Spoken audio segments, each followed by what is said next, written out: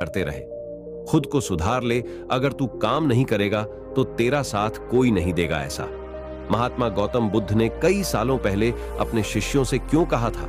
इसके पीछे का कारण क्या है, कहानी क्या है, इसी के बारे में हम आज के इस वीडियो में जानेंगे।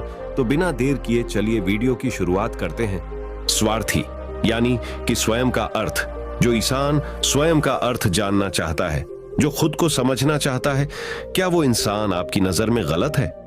हम जब भी किसी को स्वार्थी कहते हैं तो उसका मतलब तो यही होता है कि वो आदमी स्वयं का अर्थ समझना चाहता है। तो फिर वो गलत कैसे हुआ? स्वार्थी शब्द दुनिया की नजर में, समाज की नजर में एक अलग ही नजरिए से समझा जाता है। अक्सर हम अपने आसपास ऐसे बेहद से लोगों को देखते हैं जो स्वभाव से बहुत अच्छे प्रतीत होते हैं, यानी कि सब लोगों की मदद करते हैं, सबसे अच्छा व्यवहार रखते हैं। लेकिन इसके साथ हमने ये भी देखा होगा कि ऐसे लोग जो स्वभाव के अच्छे होते हैं, दूसरों की मदद करते हैं, वो दुखी भी ज्यादा रहते हैं। और जो लोग स्वार्थी होते हैं वो फलते फूलते चले जाते हैं। तो ऐसे में परमात्मा की सत्ता पर उंगली उठाना निश्चित है। लेकिन अगर ये सत्य है तो हमें कौन सा मार्ग अपनाना चाहिए? क्या हम भी दूसरों के जैसे बन जाएं? पता नहीं आप में से कितने लोग ये मानते हैं। तो कहीं ना कहीं हमारा अवचेतन मन भी बुराई की तरफ झुक जाएगा। इसीलिए अपने मन में ऐसे विचार पनपने से पहले इस बात की पूरी सच्चाई, पूरा निष्कर्ष निकाल लें, ताकि भविष्य में आपको अपने अच्छे होने पे पश्चाताप ना हो, दुख न। एक गांव में आनंद नाम का एक युवक रहता था। उसका भरा पूरा परिवार था। उसके 2 बच्चे थे, उसकी पत्नी थी, लेकिन उसके माता पिता इस दुनिया से चल बसे थे। इसीलिए पूरे परिवार की जिम्मेदारी उसी के कंधों पर थी। बच्चे अपनी पढ़ाई करते थे और उसकी पत्नी अपने घर गृहस्थी के कामों के साथ गाय, भैंस, बकरी इत्यादि का दूध बेचकर अपना घर चलाती थी। और आनंद पहाड़ में पत्थर तोड़ने का काम करता था। बहुत ही मेहनत भरा काम था। पूरे दिन काम करता तो रात को थक कर घर पर वापस लौटता। लेकिन इतनी मेहनत करने के बाद भी अगर आनंद को गांव का कोई भी आदमी मदद के लिए बुलाता तो आनंद कभी भी मना नहीं करता था।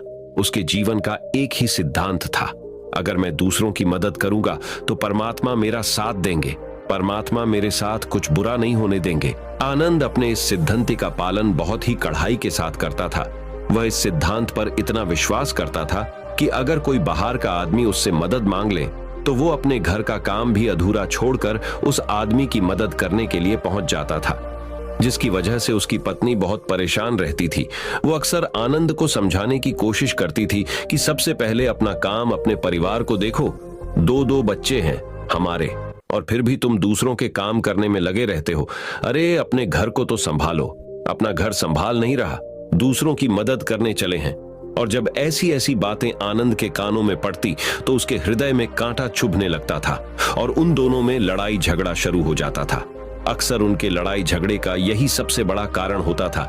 लेकिन ना तो आनंद अपने आप को बदल पाया और ना ही उसकी पत्नी ने उसको समझाना कभी बंद किया।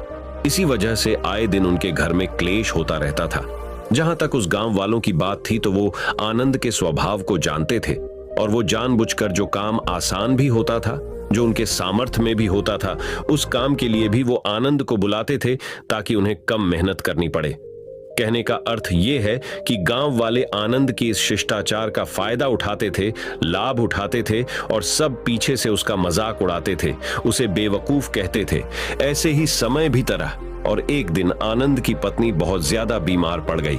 आनंद से जो कुछ भी सेवा हो सकती थी उसने वो सब अपनी पत्नी के लिए किया। उसने गांव के वैद्य को बुलाकर अपनी पत्नी की जांच करवाई, लेकिन ये रोग उस वैद्य की पकड़ के बाहर था। इसीलिए उस वैद्य ने कहा कि तुम अपनी पत्नी को नगर में जाकर किसी बड़े वैद्य को दिखाओ तो तुम्हारी पत्नी की जान बच सकती है। जल्द से जल्द नगर पहुंचने की व्यवस्था करो, नहीं तो तुम्हारी पत्नी के प्राण संकट में हो जाएंगे। ये सुनकर आनंद के पैरों तले जमीन फिसल गई। उसने ये नहीं सोचा था कि उसकी पत्नी के प्राण संकट में है। वो सोच रहा था कि कोई साधारण सा रोग होगा जिसका इलाज हो जाएगा। लेकिन जब उसने वैद्य की यही बात सुनी तो वो घबरा गया। अब पत्नी को नगर तक कैसे लेकर जाएं?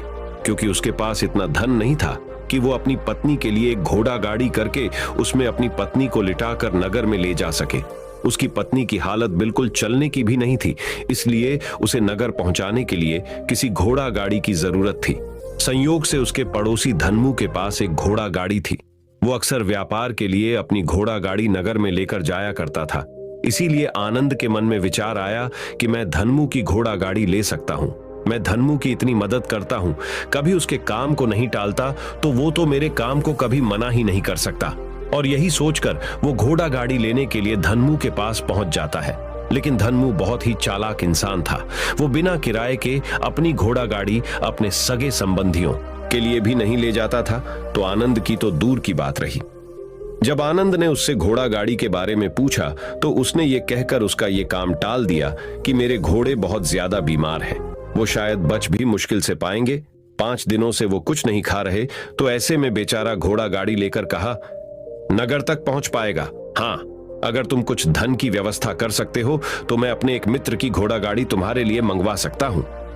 यह सुनकर आनंद परेशान और चिंतित हो गया, क्योंकि उसके पास धन तो था ही नहीं। इसका मतलब उसकी पत्नी बड़े नगर में वैद्य के पास इलाज के लिए पहुंच ही नहीं पाएगी।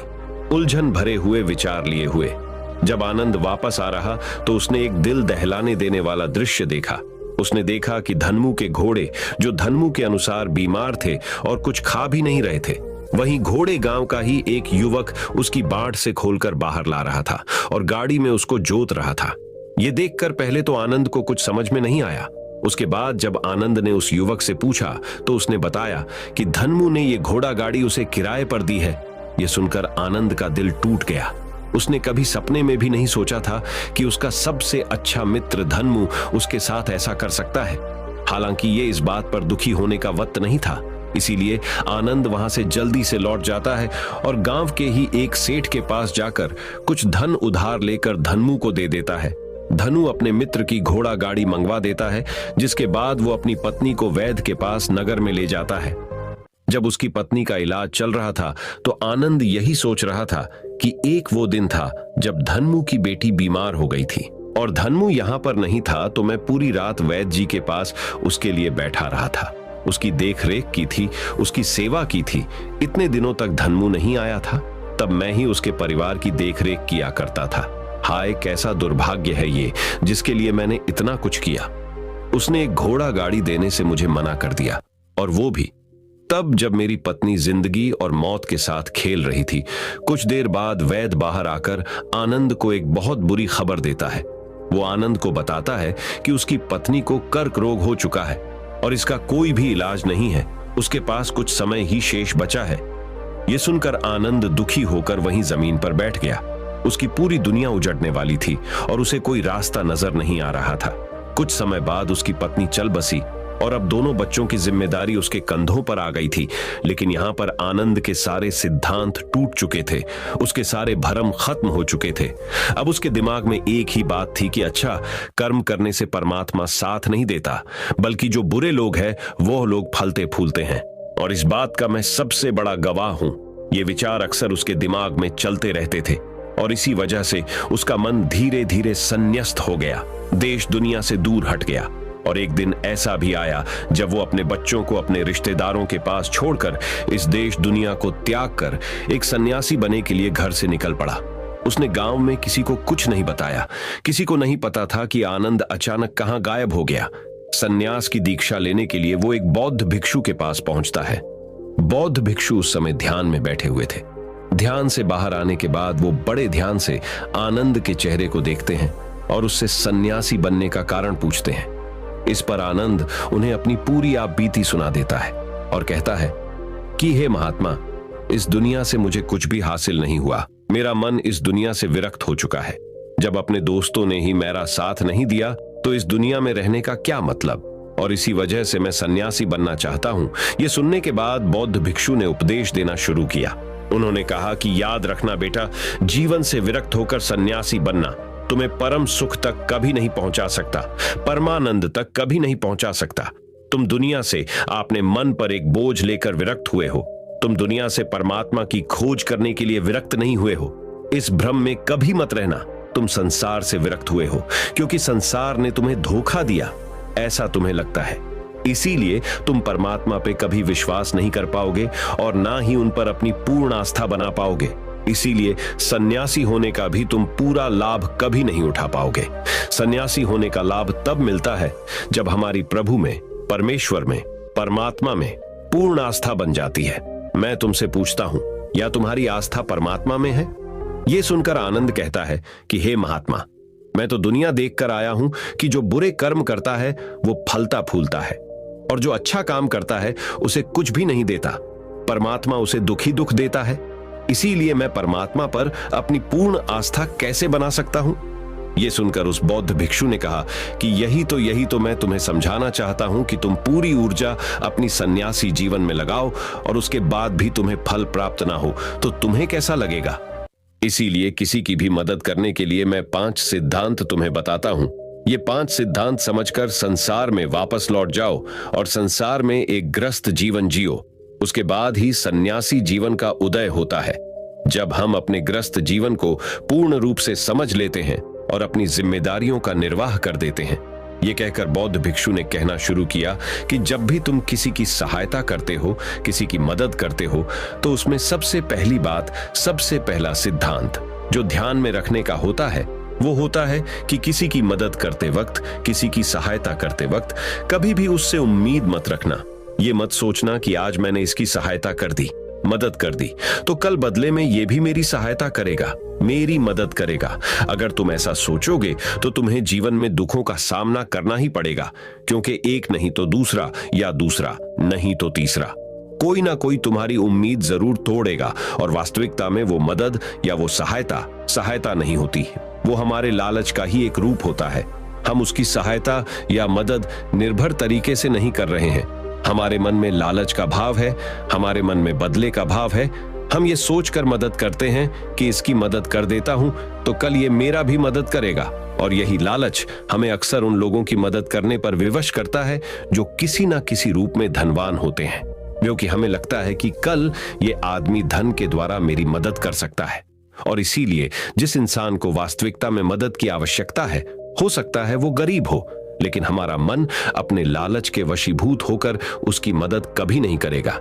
इसीलिए किसी की मदद और किसी की सहायता करने के अपने विचार को विस्तार दो। केवल एक प्रकार के वर्ग के लिए अपनी सहायता या अपनी मदद पेश मत करना, उन सब के लिए समान होनी चाहिए। जरा सोचो, एक तरफ तुम्हारा मित्र हो जिसके पास धन है, संपदा है, और दूसरी तरफ कोई गरीब औरत हो जो भूखी बैठी हुई है। तुम्हारा दोस्त तुमसे कहता है कि यार आज तो खाने के लिए अच्छे अच्छे पकवान मंगवा लो बाजार से, और दूसरी तरफ वो औरत तुमसे 2 सूखी रोटी मांग रही है, तो तुम किसकी मदद करोगे? कौन मदद का हकदार सबसे पहले है? सबसे पहले हमारा कर्तव्य बनता है कि उस औरत की भूख मिटाए, लेकिन अक्सर इंसान ऐसे नहीं सोचता। वो अपने दोस्त को तो खिला देगा, उसको तो बाजार से बहुत महंगी वस्तु मंगा के दे देगा, लेकिन किसी गरीब को उसकी भूख मिटाने के लिए पैसा या धन नहीं देगा। दूसरी बात जो ख्याल में रखने की है वो ये कि सहायता करते वक्त हमारा लालच कभी भी उसके साथ नहीं जुड़ना चाहिए। अक्सर हम जब किसी की मदद करते हैं तो हमारा लालच और हमारा स्वार्थ उसके साथ जुड़ा होता है, और हम अपनी भविष्य की योजना तैयार करके उस आदमी की मदद करते हैं। हम ये सोचते हैं कि अगर मैं इसका ये काम करेगा तो भविष्य में ये आदमी मेरा वो काम पूरा कर देगा, और वो सहायता, वो मदद बिल्कुल भी परमात्मा के द्वार को नहीं खटखटाती, क्योंकि वो लालच है। आप अपने आप को धोखा देने के लिए अपने लालच को एक सहायता, एक मदद का रूप दे रहे हैं। तीसरी बात जो ख्याल रखने की है वो ये कि अपने सामर्थ्य के हिसाब से दूसरे की मदद करो। कभी भी एक ग्रस्त आदमी को किसी की इतनी सहायता नहीं करनी चाहिए जिससे कि उसका परिवार और उसके बच्चे कष्ट में जीवन बिताएं।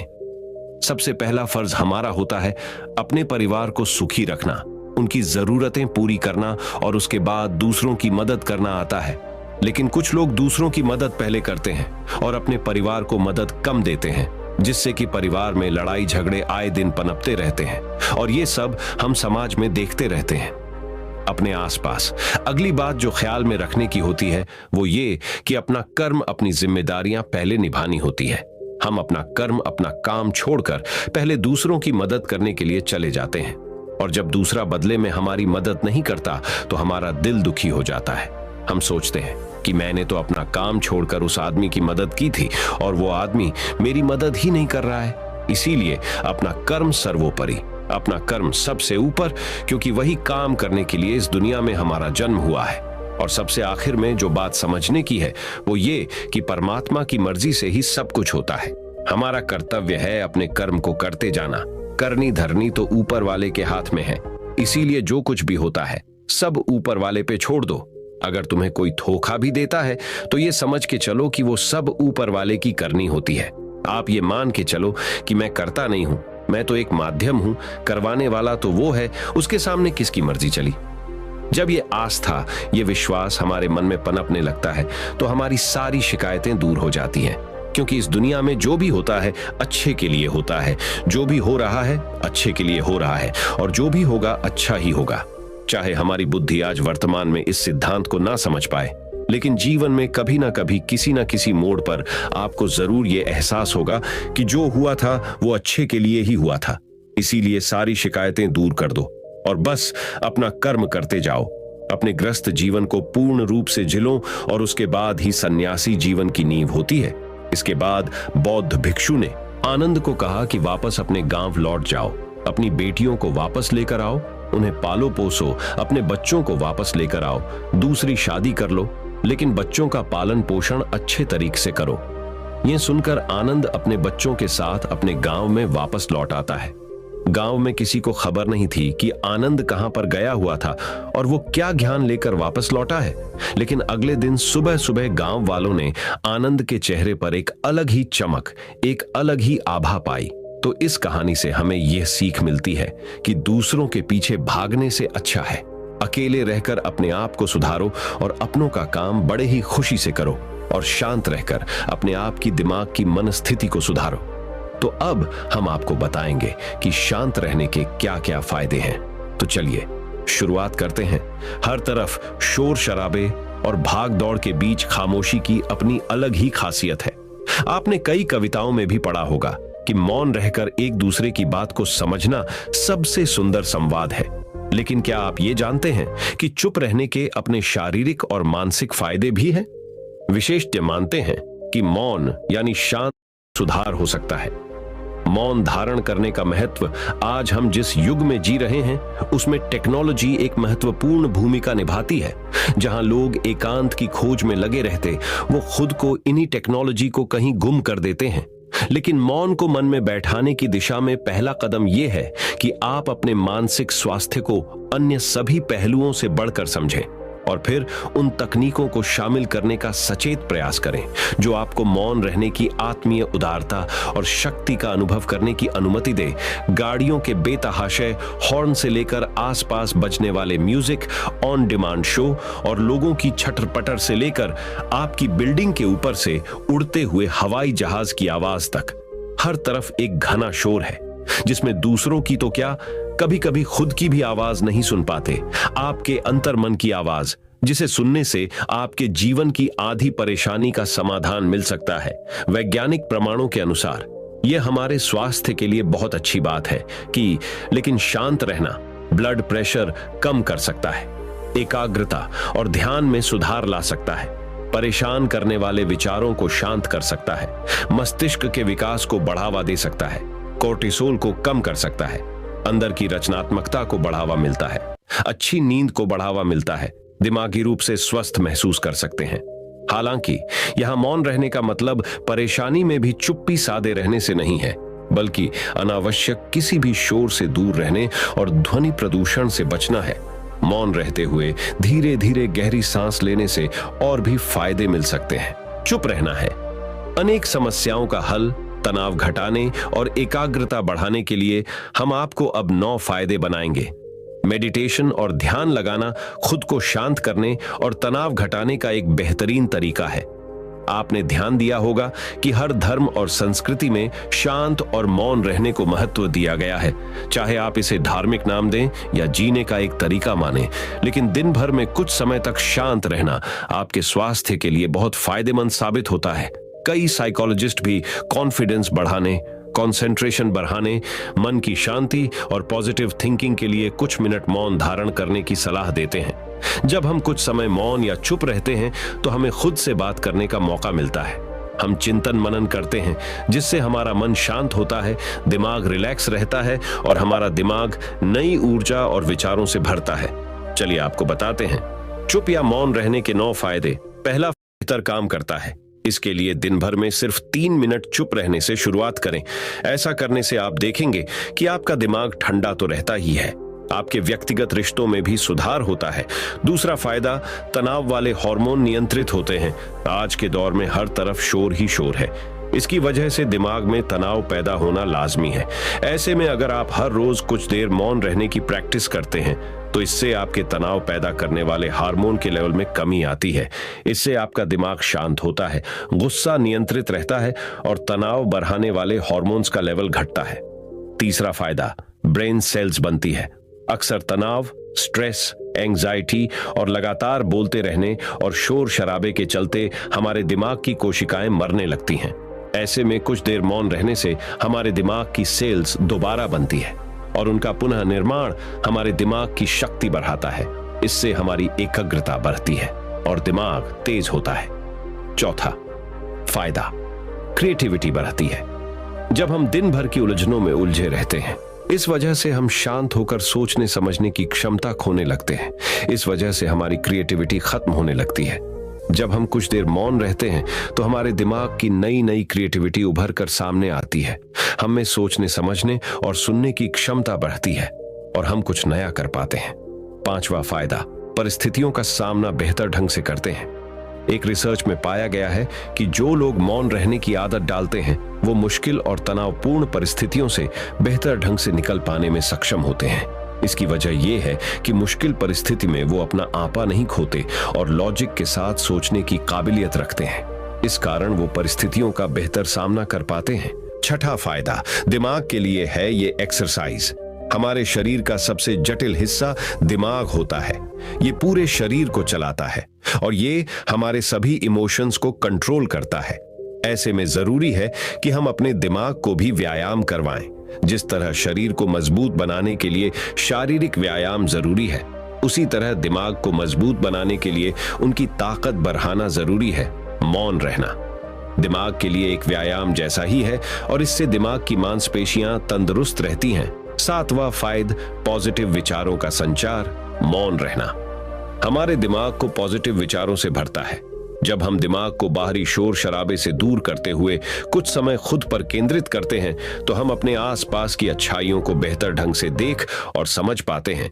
इसके साथ ही हम अपने आसपास और खुद के भीतर की अच्छाइयों को अप्रिशिएट कर पाते हैं।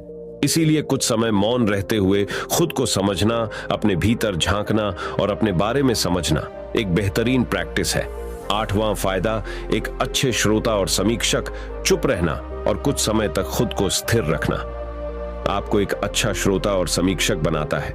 ऐसा इसलिए क्योंकि जब आप चुप रहते हैं तो आप बोलने की बजाय अधिक से अधिक सुनते हैं और उसका विश्लेषण कर पाते हैं। इससे आप पूरे तर्क और वितर्कों को जानने के बाद सही फैसला ले पाते हैं। आप सभी पक्षों को सुनते, समझते और डिसीजन ले पाते हैं। चुप रहना आपके दिमाग को शांत करता है और आपको लॉजिकल समीक्षक बनाता है। नौवां फायदा, कैसे रखें खुद को। कुछ मिनटों के लिए मौन रहने के लिए लोग बहुत तरीकों का सहारा लेते हैं। कुछ भगवान के नाम का जाप करते हैं, कुछ आपके कृत्यों का विश्लेषण करते, वहीं कुछ लोग माइंडफुलनेस प्रैक्टिस अपनाते हैं। चलिए आपको बताते हैं खुद से जोड़ते हुए मौन धारण करने के कुछ आसान तरीके। माइंडफुलनेस एक बेहतरीन मेडिटेशन प्रैक्टिस है जो आपको शांत रखने के साथ ही एंजाइटी और दिमाग को कंट्रोल करने का काम करती है। इसके लिए आप ये स्टेप्स अपना सकते हैं। पहला स्टेप, सबसे पहले आराम की अवस्था में बैठ जाएं और अपनी आंखों को रिलैक्स करते हुए मूंद लें। दूसरा स्टेप, अब अपनी सांसों पर पूरा ध्यान केंद्रित करें। अपनी सांस के उठने और गिरने की गति पर ध्यान दें और अपना दिमाग बाहरी शोर से दूर सिर्फ और सिर्फ अपनी सांसों पर केंद्रित करें। तीसरा स्टेप, अपनी सांसों पर ध्यान देना आपके पूरे शरीर को शांत करता है, दिमाग में रक्त संचार बढ़ाता है और तनाव दूर करने में मददगार होता है। चौथा स्टेप, खुद को शांत करते हुए अपने पूरे शरीर को अंदर ही अंदर स्कैन करना भी फायदेमंद साबित होता है। इससे आपको अपने शरीर के बारे में बेहतर समझ में आता है। इससे आपके दिमाग और शरीर के बीच में बेहतर संबंध स्थापित होता है। हम उम्मीद करते हैं कि ये जानकारी आपके काम आएगी। तो चलिए जानते हैं हमारे शब्दों में कितनी ताकत होती है एक कहानी के माध्यम से। तो चलिए उस कहानी की शुरुआत करते हैं। जो लोग बुद्धिमान हैं वह ये जानते हैं कि शब्द हथियार की तरह होते हैं। जिनसे किसी को भी बचाया जा सकता है या किसी को भी मारा जा सकता है। अब आप सोच रहे होंगे कि शब्दों से किसी को मारा कैसे जा सकता है। तो जरा सोचिए, ज्यादातर आत्महत्याओं के पीछे किसका कारण होता है? किसी के पति ने कुछ कहा, किसी के पिता ने कुछ कहा और उन लोगों ने आत्महत्या कर ली। ये आत्महत्या किसके कारण हुई? वो पीड़ित के मन को इतना दुखी कर गए कि उसके मन से वो दुख सहना और ज्यादा बर्दाश्त करना नामुमकिन हो गया और इसी वजह से उन्होंने आत्महत्या कर ली। ऐसे ही आपके शब्द किसी को नया जीवन प्रदान कर सकते हैं। जब कोई आदमी उदास होता है या दुखी होता है तो आपके शब्द उसमें एक नया जोश, एक नया उत्साह भर सकते हैं और एक हारा हुआ आदमी अपने जीवन में एक नई शुरुआत कर सकता है। सिर्फ करते हैं। शब्दों में कितनी ताकत होती है और किसी से बात करते वक्त हमें कितनी सावधानी से अपने शब्द सुनने चाहिए। आज की जो बौद्ध कहानी मैं आपको सुनाने वाला हूं, उसमें आपको सीधे सीधे तौर पर कुछ ऐसे तरीके पता चलेंगे, कुछ ऐसी परिस्थिति इस कहानी में खो जाएं। इस चैनल को सब्सक्राइब जरूर कर लें। तो चलिए कहानी शुरू करते हैं। एक बार की बात है, एक युवा लड़का एक बार एक बौद्ध भिक्षु के पास पहुंचा। वो काफी परेशान लग रहा था और उसने बौद्ध भिक्षु से जाकर पूछा कि हे महात्मा, मैं अपने आप से परेशान हूं, अपने आप से दुखी हूं। बाहरी रूप से मुझे कोई दुख नहीं है, मैं धन धान्य संपन्न हूं, मुझे कोई शारीरिक रोग भी नहीं है, लेकिन मैं खुद से परेशान रहता हूं, अपने मन से परेशान रहता हूं। अक्सर मेरी बातों को मेरा कोई भी दोस्त गंभीरता से नहीं लेता है और ना ही मेरे परिवार के लोग मेरी किसी बात को गंभीरता से लेते हैं। मैं जो कुछ भी सलाह देता हूं, या तो वह उसे मजाक में उड़ा देते हैं या फिर उसे गंभीरता से लेते ही नहीं है। कृपया मुझे बताने का कष्ट करें और मेरे मन के इस दुख को दूर करें। यह सुनकर बौद्ध भिक्षु ने कहा कि आज सुबह मैं चालित ध्यान करके वापस आ रहा था। रास्ते में कुछ कौवे कांव कांव कर रहे थे और वहीं पर जब मैं चलता हुआ कुछ दूर आया तो मुझे एक मोर की मधुर आवाज सुनाई दी। ये सुनकर अचानक मेरे मन में ख्याल आया कि कौवे कितना कांव कांव करते हैं, कितना बोलते रहते हैं, लेकिन कोई भी प्राणी कौवे की आवाज को पसंद नहीं करता। मोर हमेशा सही परिस्थिति के हिसाब से बोलता है। जब भी बारिश होने वाली होती है और बादल गरजते हैं और बारिश होने की आशंका होती है, ऐसे में मोर अपनी मधुर आवाज में गाता है जो सभी को प्रिय होता है, सभी को अच्छा लगता है। ऐसे ही अगर इंसान सही परिस्थिति के हिसाब से सही शब्द बोले, सही वाणी बोले, तो वही वाणी दूसरों के लिए संगीत हो जाती है, संगीत बन जाती है और दूसरे लोग तुमसे सम्मोहित हो जाते हैं और वहीं पर तुम्हें सब लोग गंभीरता से लेने लगते हैं। और दूसरी तरफ अगर तुम यूं ही बेफिजूल ऐसे ही बोलते रहते हो, बिना किसी बात के बोले चले जाते हो, तो फिर तुम्हें कोई गंभीरता से नहीं लेता। तुम उस कौवे की भांति हो जाते हो जिसकी वाणी कोई पसंद नहीं करता और बाद में तुम्हें दुख होता है कि तुम्हें कोई गंभीरता से क्यों नहीं लेता। इसीलिए अपने शब्दों को बेहद बुद्धिमानी के साथ इस्तेमाल करना सीखो। अगर तुम नहीं सीखोगे तो समाज में तुम्हें कोई सम्मान या कोई गंभीरता से नहीं लेगा। यह सुनकर वो युवा लड़का बोला कि हे महात्मा, मैं जानता हूं कि मैं ज्यादा बोलने की बीमारी से ग्रस्त हूं, मुझे इतना नहीं बोलना चाहिए, लेकिन मैं अपने आप पे काबू नहीं रख पाता और ना ही मैं इतना बुद्धिमान हूं कि मैं अपने शब्दों को नाप तोल कर बोल सकूं। मैं तो किसी से बात करते वक्त इतना सोचता भी नहीं कि मुझे अपने शब्द किस तरह इस्तेमाल करने हैं। कृपया करके कुछ ऐसी परिस्थितियां बता दीजिए जहां पर मुझे कम बोलना है या फिर बोलना ही नहीं है, हमेशा चुप रहना है। अगर आप मेरा ऐसे मार्गदर्शन कर सकते हैं तो मेरा जीवन आसान हो जाएगा। और तुम्हें हमेशा चुप रहना है। अगर तुम ऐसी जगहों पर कुछ बोलोगे तो जहां तुम्हारा अपमान ही होगा या फिर तुम्हें कोई गंभीरता से नहीं लेगा। सबसे पहली जगह है, या यूं कहे ऐसी परिस्थिति जहां पर इंसान को हमेशा चुप रहना चाहिए, वो है जब किसी ऐसे विषय के बारे में बातचीत हो रही हो जिसके बारे में आपको कोई जानकारी ही नहीं है। तो ऐसी परिस्थिति में व्यर्थ में बीच में टांग अड़ाना, अपना ज्ञान देना, व्यर्थ का ज्ञान, आपको कुछ पता नहीं है लेकिन फिर भी आप अपना ज्ञान देने के लिए उत्सुक हैं, तो ऐसी जगह पर आपका अपमान ही होगा। जरा तुम खुद सोचो, जब कोई बीमार आदमी अपनी बीमारी के बारे में चर्चा कर रहा हो और आपको उस बीमारी के बारे में कोई भी ज्ञान नहीं है, लेकिन फिर भी आप व्यर्थ में, बेकार में उसे ऐसी ऐसी औषधियों बता रहे हैं जिनका उसकी बीमारी से कोई तालमेल ही नहीं है, तो ऐसे में आप अपनी प्रतिष्ठा अपने हाथों से खो रहे होते हैं और आपको पता